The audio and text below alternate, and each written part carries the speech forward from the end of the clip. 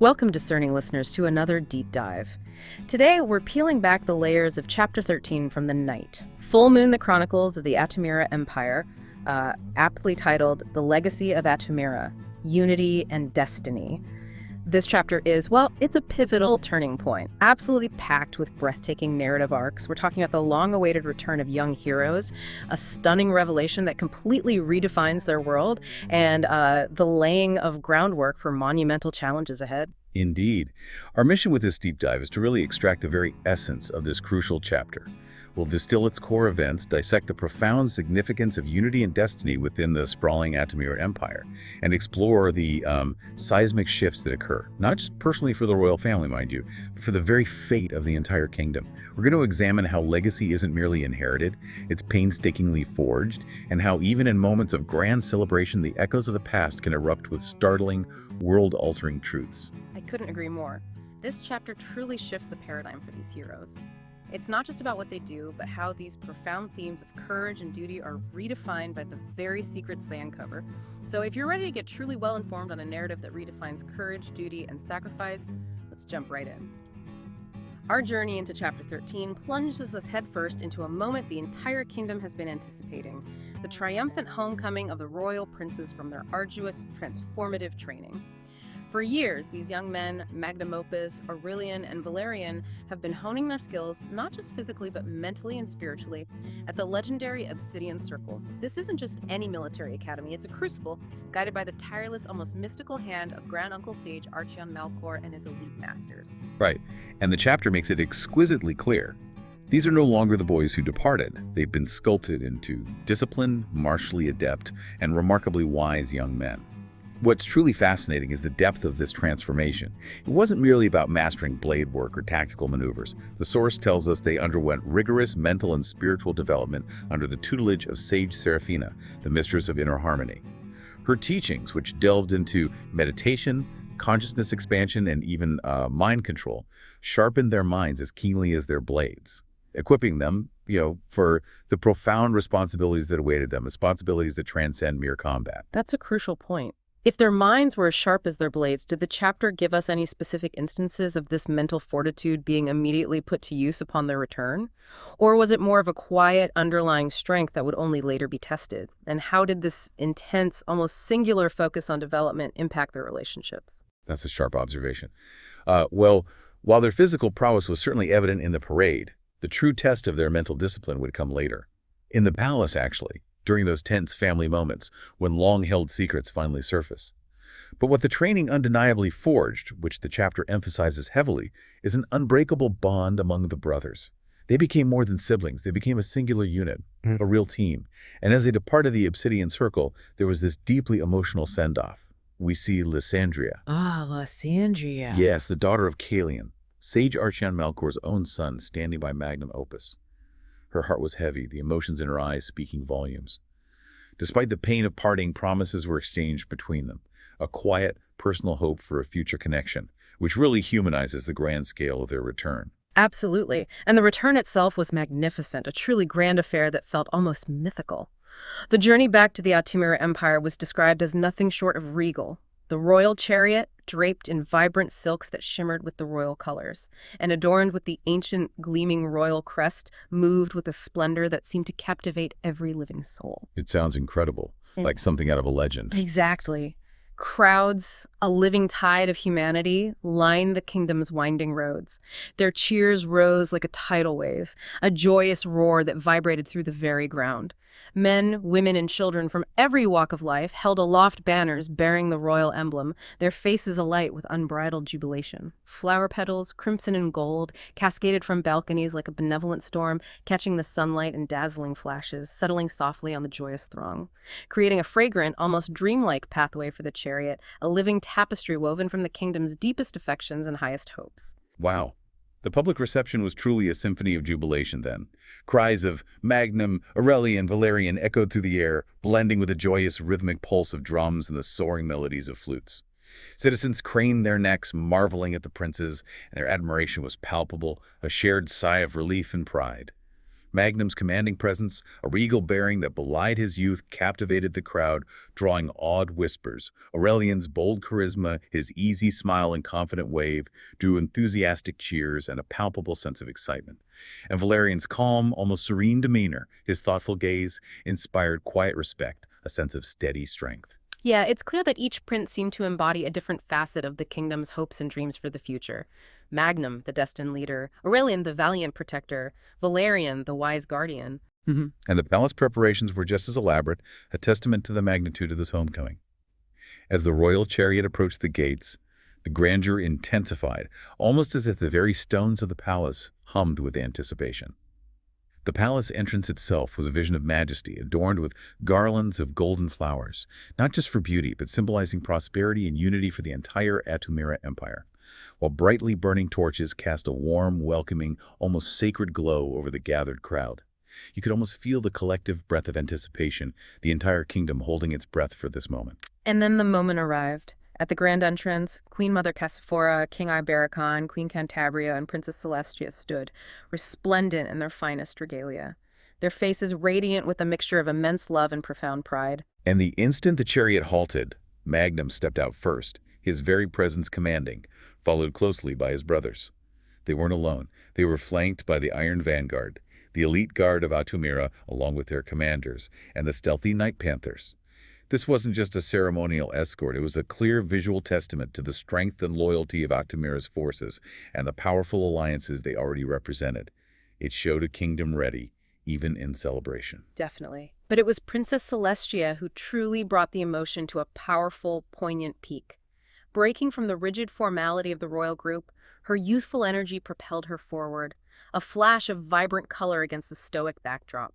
With tears of pure, unadulterated joy streaming down her face, she threw herself into Magnum's arms, then embraced her other brothers.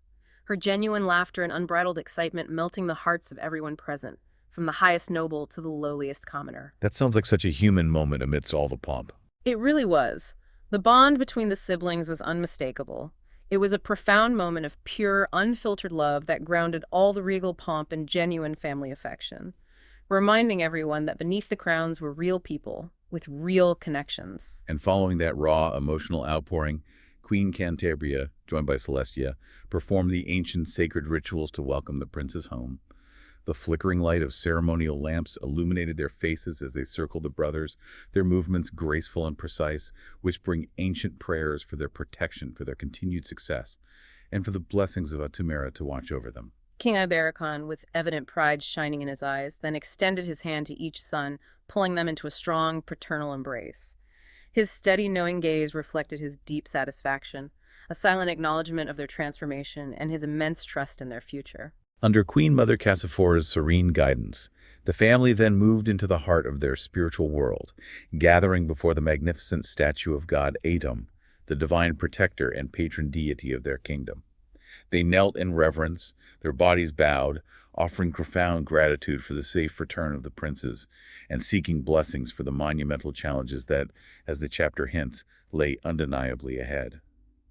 The air inside the temple was heavy with the sweet mystical scent of incense and a profound solemnity, marking a sacred, deeply personal moment shared by the entire royal family, a quiet echo of the public's jubilation. Later that evening, the palace itself buzzed with unadulterated joy, a lighter, more intimate celebration as the family settled into the grand hall.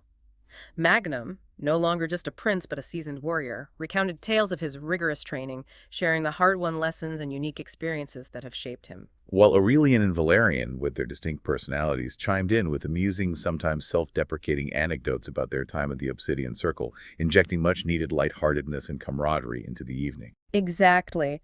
Celestia, ever observant and loving, listened intently, her eyes wide with wonder, and occasionally interjected with playful remarks, reminding them of their shared childhood. And here's where the chapter truly reveals the warmth beneath the royal veneer. The conversation eventually turned to Lysandria, and Queen Cantabria and Celestia exchanged knowing smiles, their eyes twinkling. They teased Magnum lightly about the glances they had noticed him exchanging with Lysandria during the grand ceremony, hinting at a connection that went beyond formal introductions. Right. This specific, intimate detail truly underscores the deep, trusting warmth and genuine lightheartedness of their family bonds. bringing a much-missed sense of unity, normalcy, and pure joy back to the palace after years of separation and rigorous training. It's a beautiful moment of familiar comfort before the storm. And it wasn't just within the palace walls. Outside, the kingdom-wide festivities continued unabated, a true reflection of the empire's unified spirit. The streets of Atumira were alive with the continuous pulse of music, the synchronized movements of dance, and the delicious aromas of feasts. Citizens lit countless lanterns, their golden glow spreading across the city like scattered stars, each flickering flame symbolizing prosperity, hope, and a bright future for the empire under its returning heirs. The kingdom rejoiced with a collective heart, not merely for the return of their princes, but for the profound promise of a brighter, unified future that their presence unequivocally symbolized. Think about this, for you listening. After years of intense work and dedication, a period of profound personal and physical transformation, what does it truly feel like to be seen, acknowledged, and celebrated for your achievements on such a grand scale? This isn't just a royal parade, it's a testament to the power of a community rallying around its future leaders, celebrating their resilience, their potential, and their shared vision. It's a powerful lesson in collective hope. The leaders are celebrated not just for their personal triumphs, but as living symbols of the empire's resilience and its deep-seated belief in a unified future, mirroring how any community invests its hopes in its next generation. Indeed, the return of the princes clearly marked a decisive new chapter for Atumira. The citizens saw in their young leaders not just the strength of their ancestors, but the wisdom gleaned from their sage training and the vibrant hope of a prosperous, secure future. The royal crest, displayed prominently throughout the kingdom, served as a powerful, ubiquitous reminder of unity, resilience, and the enduring legacy of Atumira, a legacy they all felt a part of. That night, as the royal family gathered in the palace courtyard under the expansive starlit sky, they shared a moment of quiet, profound reflection. Queen Mother Cassiphora, her voice soft but imbued with an almost prophetic firmness, spoke words that resonated deeply with everyone present. Tonight we celebrate. Tomorrow we prepare. The world will know the strength of Atumira. Her words perfectly capture the dual meaning of the moment. The fleeting, joyous present juxtaposed with the immense, inevitable responsibilities of the future. It wasn't just a statement. It solidified the royal family's unity and resolution, signaling their absolute readiness for whatever monumental trials lay ahead. It was a beautiful transition from celebration to the serious business of leadership. So the echoes of celebration might still be ringing through the streets, but as we know with the Atumara Empire, every moment of triumph usually foreshadows an even greater challenge or a pivotal decision. And Chapter 13 immediately plunges us into just that, a day that irrevocably shapes the empire's destiny, not just through coronation, but through a series of deeply personal yet strategically vital unions. The anticipation leading up to these grand ceremonies was electric, permeating every corner of the Atumira Empire and its allied kingdoms. Messages bearing the emperor's personal seal spread like wildfire, carried by swift riders and enchanted pigeons, announcing a convergence of love, unity, and power. That would fundamentally reshape the empire's destiny for centuries to come. It was a carefully orchestrated spectacle designed to project strength. And at the very heart of these intricate preparations was a private conversation that truly set the stage for all that followed. Prince Magnum Opus, showing a vulnerability rarely seen in future emperors, approached Queen Cantabria. His voice was steady, yet carried a subtle tremor as he confessed his profound love for Lysandria. "Mother," he began, his gaze holding hers, "I want you to know about Lysandria. She is my strength, my light. My heart truly belongs to her." This heartfelt declaration wasn't just personal. It highlights the immense human stakes involved in these grand political maneuvers, revealing the future emperor's true feelings. And Cantabria's response was beautiful and utterly pivotal, showing a truly enlightened royal perspective.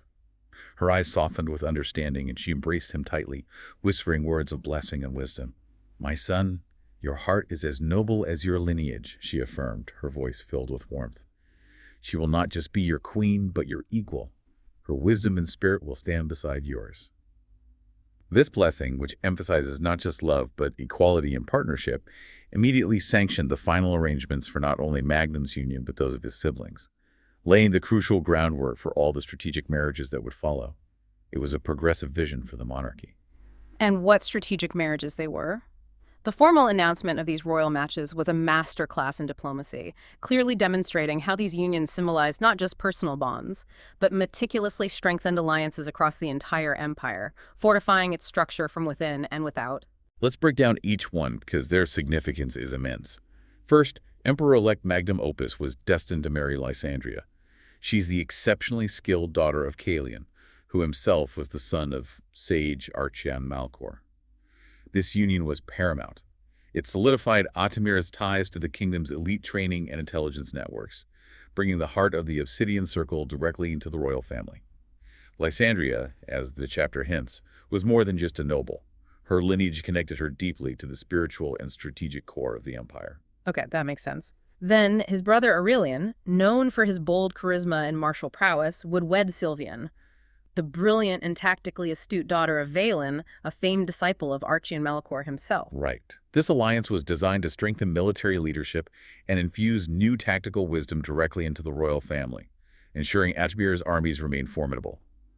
Sylvian's connection to Valen hinted at her own understanding of advanced military strategy, making her an invaluable partner. And thirdly, Valerian's bride, Princess Elira, hailed from the illustrious kingdom of Lantheria. This wasn't just a marriage, it was forging vital external alliances, extending Atumira's diplomatic reach across distant lands. Exactly. Lantheria, as the sources suggest, possessed unique resources and defensive capabilities, making this union critical for broader regional stability and trade. It was a classic move to expand influence through matrimonial bonds. And finally, Princess Celestia, who we saw embrace her brothers so emotionally, would join hands with Prince Sadron, the valiant son of King Zarian of the Obsidian Dunes Kingdom. Yes, and this union wasn't about esoteric magic or military strategy necessarily, but about expanding Atumira's territorial influence and securing crucial defensive pacts in a strategically vital border region. The Obsidian Dunes were known for their formidable warriors and harsh, defensible terrain, making Zadran a key asset in securing the Empire's periphery. The capital city of Atumira was absolutely bustling as the day of celebration approached, an energy that was almost palpable. Citizens from Atumira and envoys from allied kingdoms filled the city, creating a vibrant, joyous, almost overwhelming atmosphere. Streets were adorned with countless banners, each bearing the proud sigils of every kingdom under Atumira's expansive protection, a visual testament to its vast reach. Markets brimmed with boisterous merchants hawking royal trinkets, while musicians played anthems of unity and triumph that filled the very air. It was a truly magnificent scene, a kaleidoscope of sights and sounds celebrating the Empire's power and cohesion. And amidst this vibrant atmosphere, Emperor Ibericon made a profound and incredibly pivotal decision, a true act of enlightened leadership. "My time has come to guide no longer but to watch and trust," he declared, his voice resonating with ancient authority yet tinged with paternal pride. "Magnum will be crowned emperor, and I will entrust the future of Atumira to him." That's huge. This transfer of power wasn't forced or expected. It was rooted in deep wisdom and an unwavering trust in his son's capabilities. It highlights a mature and forward-thinking leadership that prioritizes the continuity and strength of the empire above personal power. Absolutely.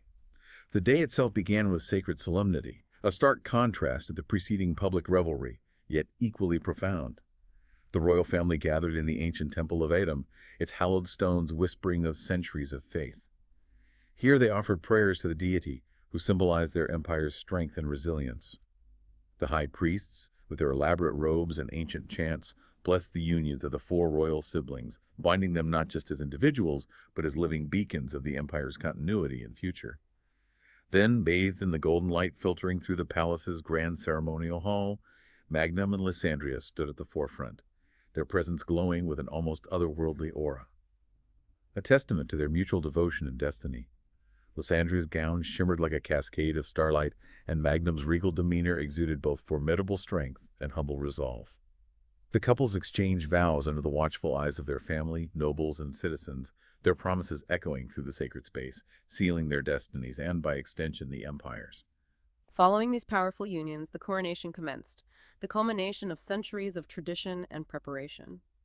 Emperor Ibericon, dressed in robes symbolizing the four elemental powers of Atumira earth, air, fire, and water, performed the symbolic, deeply weighty act of removing the ancient crown from his own head. The vast crowd in the hall hushed, their collective breath held, as he slowly, deliberately placed it upon Magnum's brow. "With this crown," Ibericon declared, his voice resonating with ancient authority and immense paternal pride, filling every corner of the vast hall, "I pass to you the trust of our ancestors, the strength of our people, and the hope of generations yet to come." The moment the crown settled, the hall erupted in thunderous, uninhibited cheers as Magna Opus stood tall, now the new, undisputed emperor of Atumira. And Emperor Magnum didn't waste any time. His first decrees came swiftly, immediately showcasing his sharp grasp of leadership and his strategic vision for a unified, powerful Atumira. He appointed Aurelian as commander-in-chief of the empire's formidable armies, recognizing his brother's undeniable bravery, his keen tactical acumen demonstrated during their training, and his commanding presence. Right, and Valerian. Valerian, with his quiet intellect and strategic mind, was named commander-in-chief of the Night Panthers. These aren't just spies, they are a highly selective, almost mystical order of operatives known for their mastery of illusion, stealth, and their unique ability to listen to the whispers of the Empire's ley lines, guarding Atumira's most vital secrets. Both princes accepted their new, weighty roles with solemn pride, fully aware of the immense responsibilities their titles now bore and the delicate balance of power this created. It's important to note that the Iron Vanguards, Atumira's elite personal guard, remained under Emperor Magnum's direct command. This wasn't an oversight. It was a clear and powerful symbol of his core strength and the central unity he intended to embody as emperor. Their continued presence alongside the newly unified royal families and the newly appointed commanders truly symbolized the cohesive spirit and combined strength of the entire empire, all rallied under the banner of the new emperor. The festivities that followed were absolutely unparalleled, eclipsing any celebration in living memory. Nobles from allied kingdoms like Lintheria and the Obsidian Dunes, along with countless citizens of Atumira, joined in jubilant celebrations that stretched on for days and nights.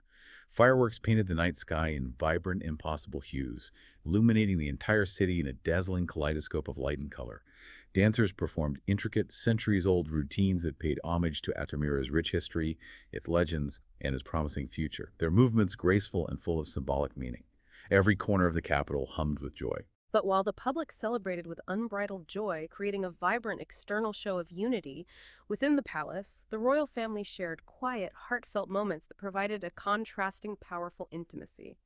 Magnum, now bearing the weight of the crown, found himself sitting beside Queen Cantabria, her hand resting gently on his, a gesture of quiet support and deep love. "I see your father in you," she said softly, her words highlighting the passing of the torch and the enduring legacy of King Ibericon. Not just his strength and vision, but his profound love for his people, a love that guided every decision he made. It was a moment of profound connection, lineage, and passing on wisdom. And nearby, Celestia conversed animatedly with her brothers and new sisters-in-law, their laughter, light and free, filling the air with a newfound lightheartedness that had been absent during their years of training. "This is truly the beginning of something extraordinary," she said, her voice brimming with youthful optimism yet laced with deep conviction. "Our bonds, our unity, this will shape Atumira for centuries. We are truly unstoppable together." Her words perfectly captured the profound sense of hope and solidarity that permeated the royal family at this moment. This part of the deep dive truly shows us how leadership isn't just about inheriting a crown or even about grand parades. It's about the intricate work of building strategic relationships, about recognizing and leveraging talent within your ranks, and fundamentally about fostering hope among your people.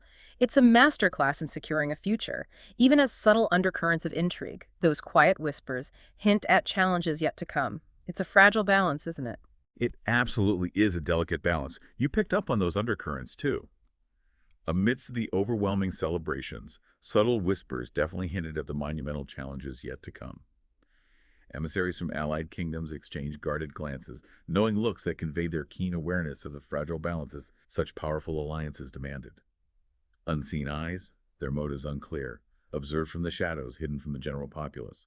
Though the empire rejoiced in its newfound unity and strength, these undercurrents of intrigue definitely promised that the road ahead would be anything but smooth, hinting at adversaries who resented Atumira's rising power. So, the empire is celebrating, united under its new emperor, bathed in the glow of new alliances. A perfect moment of peace, right? But the true genius of this chapter, and indeed the Chronicles of Atumira, is that just when you think they found stability, a hidden ancient truth rips through that peace, shaking the very foundations of Magnum's identity and, by extension, the entire kingdom's destiny. We brace ourselves now for the storm. Just as Atumira breathes a collective sigh of relief, an ancient, devastating truth shatters that peace, revealing the true, arduous weight of their destiny. The Grand Council Hall of the Palace of Atumira stood cloaked in a sacred, almost suffocating stillness for this pivotal moment. towering gilded columns reaching like ancient trees toward the high, vaulted ceiling, and ancient tapestries, woven with the histories of forgotten kings, wafted of an age-old legacy. They silently bore witness to the monumental revelation about to unfold. The air was heavy with unspoken tension, thick enough to taste, broken only by the soft, rhythmic crackling of torches lining the sacred chamber of God Atum, the hallowed space where the royal family sought divine guidance in moments of gravest import. Emperor Magnum Opus entered the chamber, his posture regal, but his face etched with a quiet apprehension. He was flanked by Prince Aurelian, Prince Valerian, and Princess Celestia, their footsteps echoing with a stark finality in the vast silence, each step a harbinger of the profound truth they were about to learn. The siblings exchanged fleeting, nervous glances, their expressions a mix of apprehension and deep-seated resolve, sensing the enormity of the moment. Before them stood Queen Cantabria, King Ibericon, and Grandmother Cassiphora, their faces illuminated by the flickering firelight, etched with a complex tapestry of sorrow, strength, and an unbreakable determination. Then Queen Cantabria, her composure remarkable given the circumstances, stepped forward. Her piercing gaze, unwavering and direct, locked onto Magnum's, a look that conveyed centuries of hidden pain.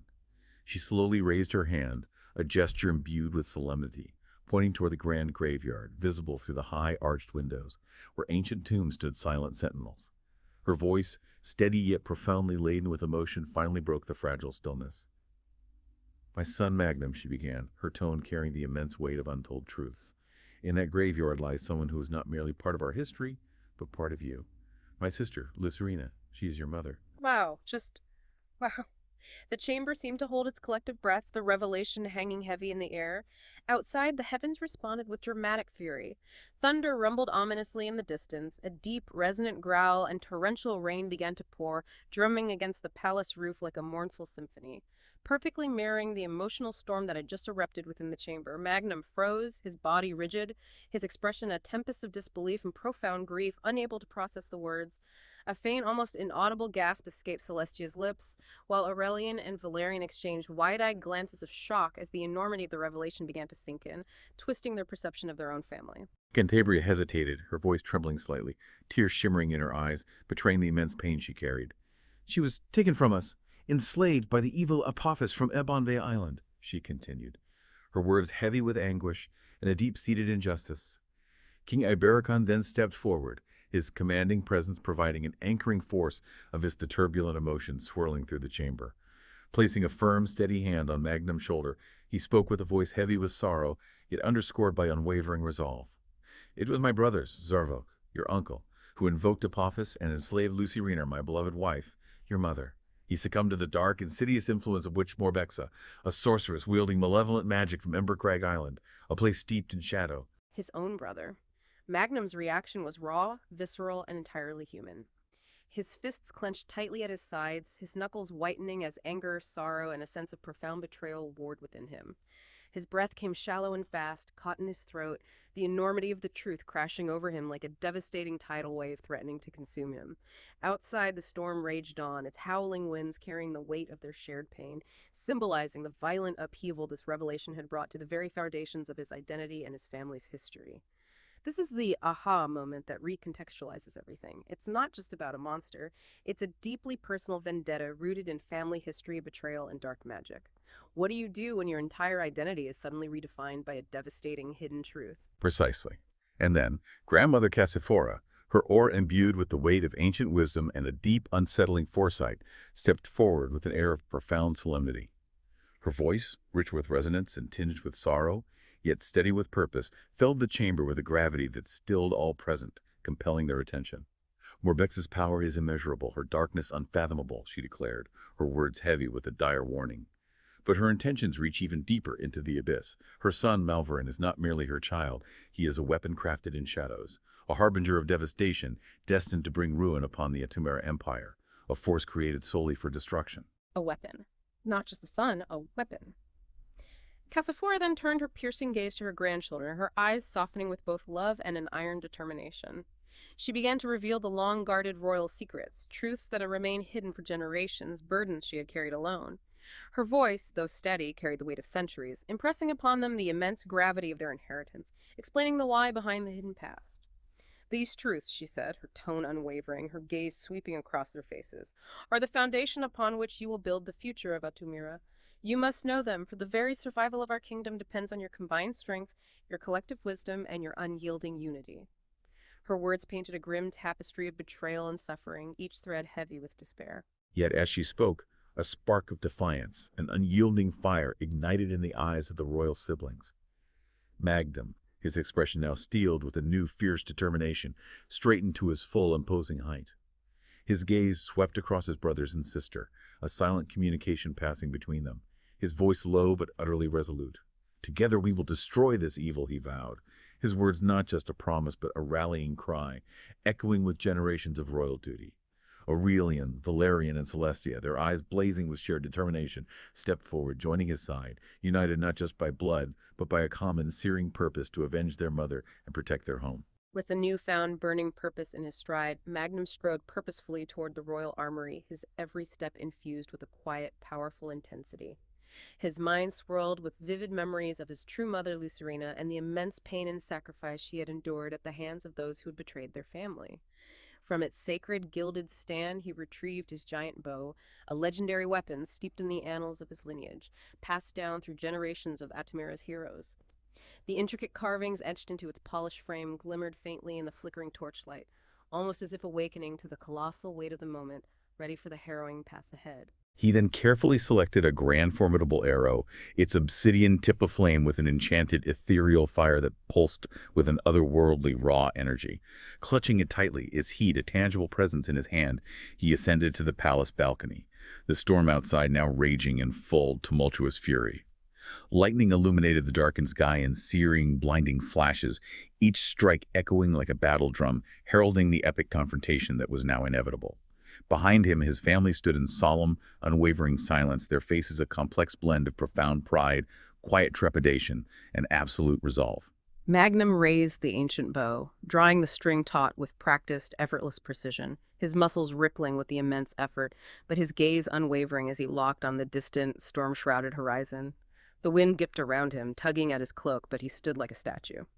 "This is my message," he murmured, his voice steady and resonant, carrying the immense weight of a son's devotion, a warrior's promise, and a leader's defiant declaration. "For my mother, Lucerina, and for my people, let them know we are coming." And with a mighty release, the arrow tore through the heart of the storm, a blazing comet igniting the tempestuous heavens with its defiant, unyielding light. Its incandescent, fiery trail seared across the turbulent sky, a radiant streak of rebellion cutting through the suffocating shroud of darkness, a burning line drawn in the sky. With a deafening roar that seemed to shake the very foundations of the earth, it struck Embercrag Island like the wrath of the gods unleashed, a direct hit to the heart of their enemy. The impact resonated like a cataclysmic earthquake, the ground trembling under the sheer, unbridled force. Flames erupted in a voracious, consuming frenzy, their fiery tongues leaping skyward, devouring all in their path. The inferno's sinister glow cast an eerie, flickering illumination over the shadowed island, turning the darkness into a hellish tableau of destruction and defiant challenge directly to which Morbexa and her dark influence. Wow. A message sent, loud and clear. Far across the turbulent, storm-tossed waters, Witch Morbexa and her son Malverin emerged from the deepest shadows of Embercrag Island. The flickering, hellish flames from Magnum's stripe painted their figures with an eerie, demonic light, their cold, mocking laughter reverberating through the storm-laden night. No words passed between them, yet their sinister mirth carried an unspoken, chilling warning, cutting through the howling winds like a dark omen. The gauntlet had been thrown, the battle lines were drawn. Definitely. And a few days later, the Empire was still reeling, but then Grandmother Cassifora's eyes glazed over, her gaze unfocused, as a surge of divine insight, a powerful, uncontrollable vision consumed her. Vivid, terrifying scenes stormed her mind, painting a scene of foreboding clarity that chilled her to the bone. She saw colossal ships, their dark hulls like leviathans, slicing relentlessly through turbulent, roiling waters, their prows cleaving the waves with relentless, ominous purpose. The vessels groaned under the unbearable burden of their grim cargo. Hundreds of innocent prisoners, their terrified faces barely discernible behind the cold, unforgiving iron bars, crammed into shadowed, suffocating holds. That sounds horrifying. Above deck, revenants, spectral warriors of the dark, moved like chilling specters, their ghostly forms flickering menacingly in the dim, oppressive light. The deck creaked ominously under the immense weight of war horses, their nervous snorts breaking the eerie silence, while massive, brutish war machines, bristling with fearsome weapons, loomed in grim, ready formation. And from one of the command ships, a formidable figure whose identity remained veiled in shadow but whose purpose was clear, armed with a powerful bow, loosed an arrow. That struck the holy pendant, a sacred artifact of protection, with devastating force, shattering its protective aura into dust. Yes, and the vision then swept outward, revealing the horrifying destination of this dreadful fleet, Ebonvale Island, the very heart of darkness, the domain of Apophis. The ships surged forward, unrelenting in their path, driven by an ominous, destructive purpose that cast a terrifying shadow over the future of Atumira. So Cassiphora sees all this. As the terrifying vision receded, Cassiphora emerged from her trance, her body trembling uncontrollably under the crushing weight of the revelation. Her face, pale yet resolute, reflected the extreme urgency and profound horror of what she had witnessed. Her voice, quivering but steady with determination, broke the heavy, oppressive silence as she whispered, her words barely audible yet resonating with immense power. The tide of destiny has turned, Ebonvale calls, and the storm has only just begun. Chilling. As a torrential rain poured relentlessly over the palace and kingdom, it seemed to cleanse the immense weight of revelation, symbolically washing away the past, yet paradoxically leaving behind a sense of renewed purpose and grim determination. Within the grand hall, the royal family stood united, their bonds, once tested by separation, now forged through shared truths, unimaginable pain, and unwavering resolve. Their unity, born from suffering, felt truly unbreakable.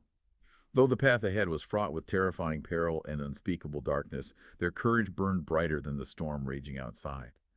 Together, they would face the encroaching darkness, armed with an unyielding love for each other, an inherent strength, and an indomitable will to protect their beloved empire, no matter the cost. What an incredible culmination of events! We witnessed the triumphant return of Atumira's heirs, the strategic forging of powerful alliances, the coronation of a new emperor, and then, in a single devastating moment, the unraveling of long-held secrets that completely redefined their entire conflict. The legacy of Atumira, once a shining symbol of unity and destiny, is now irrevocably intertwined with a deeply personal ancestral fight against an ancient, insidious evil. It truly makes you think about the immense weight of hidden truths and how quickly the entire course of destiny can shift when they come to light. The arrow fired by Emperor Magnum Opus wasn't just a physical act of defiance. It was a defiant declaration against a darkness that now knows his name, a challenge hurled directly into the face of his family's tormentors. And that terrifying vision Cassiphora had. It's a chilling yet incredibly vital preview of the next chapter, where a mysterious, powerful king, still shrouded in shadow, is on a direct collision course with Ebonvale Island, the very heart of the looming darkness. The pieces are all moving into place. This chapter leaves us with a profound and unsettling question.